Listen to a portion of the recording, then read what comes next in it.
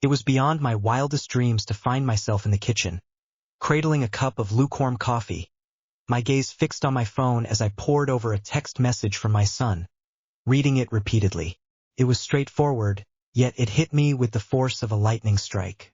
"Mother, may we have a conversation? Assistance is required." It pertains to my initial experience. Initially, a sense of confusion enveloped me. I found myself puzzled by his words. What exactly did he mean by his first time doing what? Venturing out solo on the road? Preparing to file your taxes? Preparing a dish that goes beyond the simplicity of ramen noodles? Yet, as the gravity of his words settled within me, I came to understand precisely what he meant. In an instant, I found myself transported to my own youth, a time marked by nerves, confusion, and a palpable fear of judgment. I let out a soft sigh, set the mug aside, and replied to him naturally, "My dear, I have arrived. Engage in conversation with me." Tyler had recently crossed the threshold into adulthood just a few months prior. He was my sole offspring, and after his father and I parted ways when he turned 10, our bond had deepened remarkably. I had always endeavored to cultivate a relationship with him that was open and honest, a space where he felt free to approach me about anything. Yet, this sensation was unlike any other. This experience uncovered a vulnerability that neither of us had ever ventured to confront before. He entered the house roughly 20 minutes later, his hoodie drawn low over his brow, hands buried deep within his pockets. He appeared as a young child once more, filled with anxiety and uncertainty. I sat on the couch, anticipation hanging in the air. When he finally settled across from me, the tension enveloped the room, thick and palpable, like a dense fog. "I don't even know how to start," he mumbled, his gaze fixed on the floor. "You've already done that, my dear," I replied softly. "It fills me with pride to see you taking that step to reach out." He paused briefly, a flicker of uncertainty crossing his face, before finally confessing. "I think I'm ready to, be with someone, but I'm afraid I'll ruin it. I have yet to embark on such an endeavor, and I hope it doesn't turn out to be a disaster.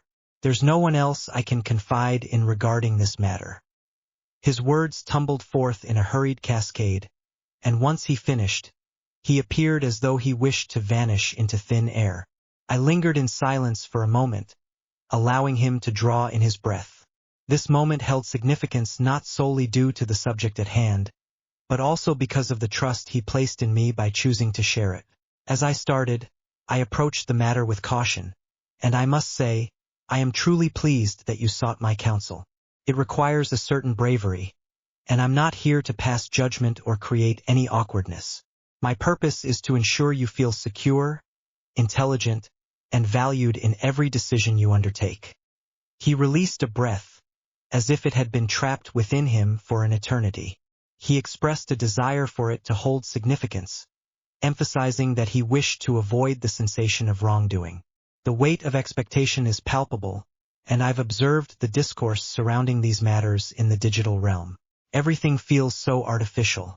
In that moment, it became clear to me that what he truly sought was not mere instruction or advice. Rather, he craved reassurance, guidance, and a depth of emotional understanding that the internet, his friends, and even his father were unable to provide. For the next hour, we delved into discussions about relationships, boundaries, communication, and the importance of self-respect as well as respect for those with whom he shared such experiences. I conveyed that the initial experience isn't a transformative moment that instantly brings maturity, but instead a crucial step toward grasping trust and emotion, openness to the world. He posed questions, and I responded with sincerity, not in a detached manner, but with a thoughtful approach, akin to a parent wishing for her child to step into the world free from fear or pressure, instead embracing self-awareness and confidence. Then he posed a question that genuinely surprised me. "Would it be strange if I practiced discussing it, perhaps with you?" he inquired. "Are you suggesting we engage in a role-playing dialogue?" I remarked, arching an eyebrow. He gave a swift nod. "Not the tangible elements, merely the dialogue aspect, akin to how I engage with someone regarding emotions about solace. I simply wish to avoid becoming paralyzed by fear." It was within my capabilities, thus we proceeded. We performed various scenarios, exploring how to seek consent, how to check in with one another, and how to embrace vulnerability without the weight of shame. Initially, it felt peculiar, yet over time, the weight of the tension began to dissipate. There were moments when laughter escaped us. He remarked that it was the first occasion he truly grasped the essence of emotional connection. In the days that followed, Tyler appeared transformed, not negatively, but in a manner that suggested he was deep in thought, grappling with his emotions. He exhibited a deeper level of contemplation, a sense of tranquility enveloping him. He returned home from school one day and said, "I actually spoke to Emma today about how I feel, genuine feelings. Yet she chose not to flee.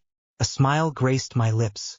That is due to your journey towards authenticity, a quality that is indeed uncommon." A week later, he entered my room under the cloak of night. He clutched a small box, his demeanor betraying a level of anxiety I had never witnessed before. "I acquired these as a precaution," he remarked, extending the box towards me. It was a shield of safety. "I sense that I may not be fully prepared at this moment, yet I wish to be equipped when the appropriate time arrives." I accepted the box from his grasp, offered a nod of approval, and returned it to him with a sense of satisfaction. Excellent decision. Readiness transcends mere feelings. It is reflected in the actions that demonstrate true maturity. He offered a smile. "Thank you, Mother. I doubt I could have confided in anyone else regarding this matter." During the following weekend, I caught a glimpse of him on the phone, engaging in a genuinely candid conversation with Emma. I may not have been listening in, yet I gleaned enough to understand that he was exhibiting respect, kindness, and sincerity. He established boundaries, sought her consent, and above all, ensured her comfort with each progression. As he ended the call and approached to bid me good night, he enveloped me in a hug that transcended the customary one-armed, fleeting embrace I had grown accustomed to. This was a genuine hug, the sort that conveys gratitude without uttering a single word.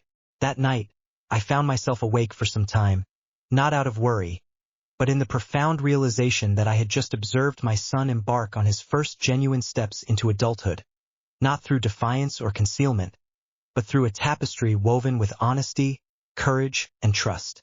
A couple of weeks passed, and he returned home, a broad smile illuminating his features. "I believe I'm starting to fall for her," he confessed. "Does she share those feelings as well?" "I believe that to be the case. We have just established a connection. It transcends the physical realm. It's as if I can truly embrace my authentic self." In that moment, I realized that what he had anticipated as a simple discussion about his first experience had evolved into something far more profound. It marked a pivotal moment in his life, revealing the depths of emotion, availability, responsibility, and compassion. It taught me that parenting transcends merely shielding him from errors. It was centered on guiding him to comprehend his own essence, on being the solitary refuge he could seek when the outside world rendered him feeling unworthy of uncertainty. Thus, I refrained from laughter, held back any judgment, and remained calm in the face of it all. I listened, I guided, and above all, I demonstrated that true love is anchored in trust, not in fear. Had I responded with unease or dismissed him, he could have sought solace elsewhere or, even more troubling, attempted to navigate his feelings through detrimental means. Yet, we forged a moment of connection that will remain etched in my memory, and truthfully, I wouldn't alter a single detail.